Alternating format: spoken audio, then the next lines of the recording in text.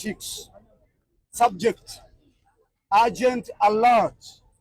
Systematic violence and humanitarian crisis facing the Banyamulenge community in Eastern DRC. 1. Executive summary.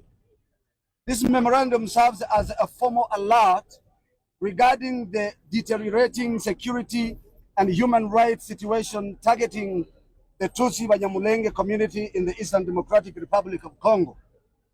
Current indicators reveal a systematic campaign characterized by dehumanization, the total destruction of economic livelihoods, and targeted military operations. We urgently request immediate international intervention to prevent further escalation toward a humanitarian catastrophe and ensure the protection of vulnerable civilian population. 2. Historical context. The politicization of identity. The current crisis is fueled by a long-standing manipulation of indigenous versus non-original identities used to marginalize Rwandan Congolese. South Kivu, Banyamulenge. Despite a documented presence in the high plateaus since the 18th century, the Banyamulenge have faced repeated attempts at political disenfranchisement since the 1970s. North Kivu, Tutsi. Following the 1885 Berlin Conference, significant Tutsi population became Congolese citizens via border demarcation. Labeling these groups as newcomers is a factual inaccuracy used to justify exclusion. Legislative barriers. The 1981 Nationality Law number 81/002 created a legal vacuum that effectively stripped many of their citizenship rights, transforming a domestic population into foreigners on their ancestral lands. 3. Security dynamics and armed proliferation. The security landscape was irrevocably altered post-1994 with the influx of armed elements, FDLR, into the Kivu regions. These groups have exported a lethal ideology that has since been integrated into local security structures. Of grave concern is the reported operational coordination between the Congolese National Army, FARDC, there was a land of militias and foreign armed elements, FNDB and FDLR. 4. Documented humanitarian impact from 2017 to 2026. Data collected since 2017 indicates a deliberate policy of socio-economic destruction. Casualties. More than 1,500 individuals have been killed specifically because of their Banyamulenge identity. Economic decimation. The looting of over 600,000 head of cattle has dismantled the community's primary means of survival and social cohesion. Mass displacement. More than 600 villages have been destroyed, resulting in the clearance of 95% of ancestral Banyamulenge lands in South Kivu. Infrastructure. The destruction of 147 schools and 57 health centers represents a long-term deprivation of fundamental human rights. Refugee crisis. There are currently 130,000 documented Tutsi refugees in Rwanda, with thousands more in Burundi and Uganda, unable to return due to credible threats of violence. 5. Recent escalation and the security vacuum. The formal integration of the Wazalendo as stated aligned actors in April 2022 has significantly escalated the threat to civilians. Regional intervention. Since 2023, The presence of over 10,000 Burundian troops in high plateaus has coincided with increased civilian blockades rather than the escalation. Uvira emergency. Following the security vacuum left by the IFC M23 withdrawal on January 15, 2026, 98% of Banyamulenge families fled Uvira due to a lack of neutral protection. Currently, 1,201 persons remain stranded in Kamanyola without basic aid. Area operations. Since early 2026, the use of heavy weaponry and drones in Minembwe has led to the destruction of 40 additional villages, signaling a shift toward more lethal warfare methods. 6 recommendations for multilateral action. To uphold the responsibility to protect, we propose the following measures: diplomatic engagement, facilitate high-level dialogue with the African Union, AU, to ensure the immediate cessation of hostilities and the withdrawal of non-neutral foreign forces. 2, humanitarian corridors. Establish secure, internationally monitored corridors to lift the current blockade and provide life-saving aid. 3, accountability. Support an AU-led independent commission of inquiry to investigate reports of ethnic cleansing and crimes against humanity. 4, targeted sanctions. Implement sanctions against individuals found to be inciting ethnic hatred or coordinating attacks on civilians. Right of return.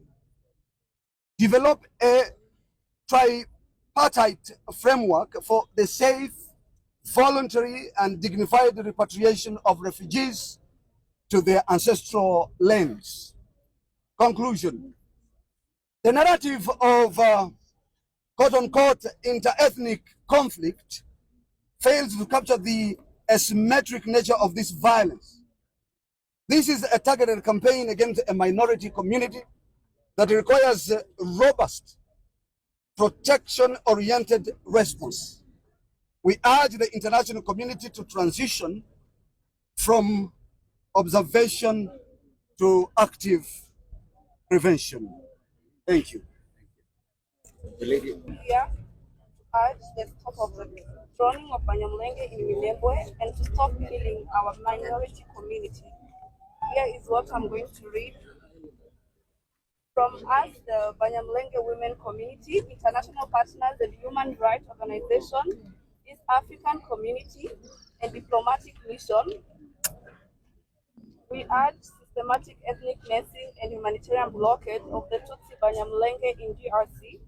This memorandum serves as a formal plea for immediate intervention to halt the escalating ethnic cleansing of the Tutsi Banyamulenge in the eastern DRC.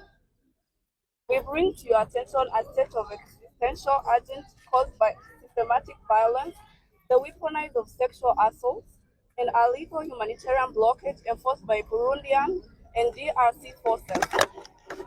The targeted destruction of our community is evidenced by a total collapse of state protection and documented extrajudicial acts.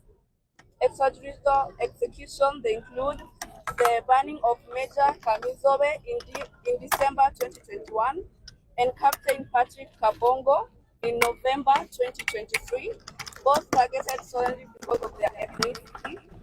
Crime against vulnerable groups, the murder of a 101-year-old woman in her home last fortnight, and the 2022 mutilation of a 9-year-old child by FRDC elements highlights a campaign of civilian immunity, ethnocentric detention. Over 500 Banyamulenge civilians, including women and children, are currently held without charges in Kinshasa prison based on their ethnicity. The crisis has worsened significantly since the 2023 deployment of Burundian regular army over 10,000 Burundi troops, weaponized starvation, under the direction of Burundi Presidency Force, have implemented a total blockade of access road to Minembwe, obstructing medical supplies and food.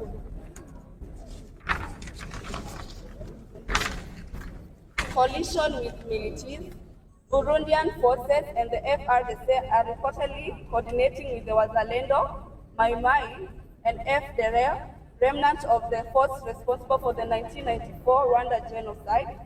Sexual violence. In November 2025, 35 women were abducted near Kundondo and subjected to systematic rape. Over 3 days, a tactic designed to destabilize the community's social fabric.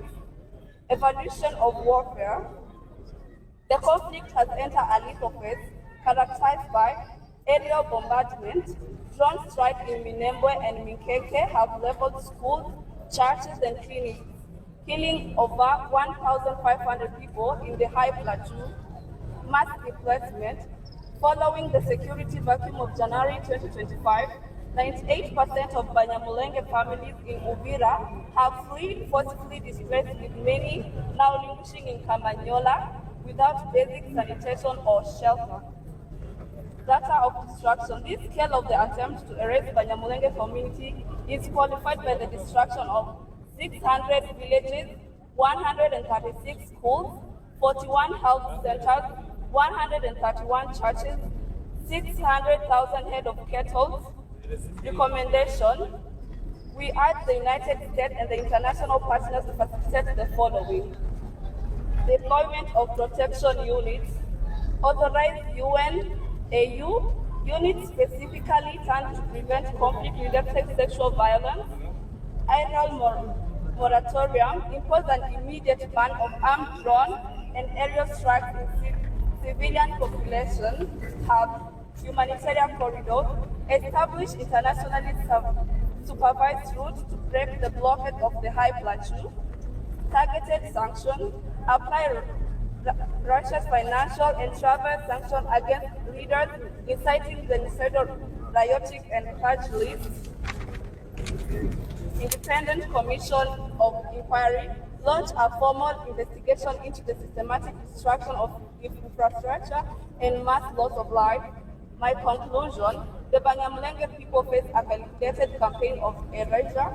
We appeal to your commitment to human dignity to ensure that these atrocities are met with a decisive global response. We need justice for Banyamulenge. Stop drowning our people in Minembwe. Thank you.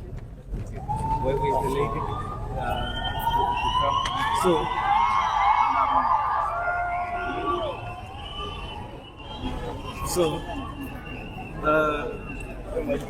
this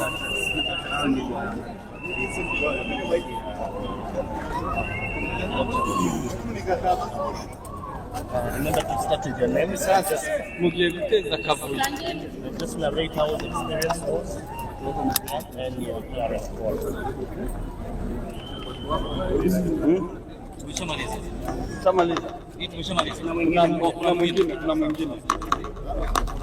Kuna huyu madam mwingine.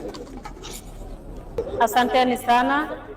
Kwa majina naitwa Nyasafari Joli. Mimi ni Mnyamulenge wa kutoka DRC, South Kivu, Kongo. Mimi ni mtu wa milima huko mahali kunaitwa Minembwe.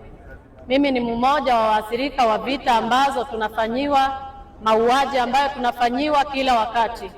Tunanyanyasika sana. Tumekuja kukataa na kukemea hiyo mauaji ambayo inafanyiwa.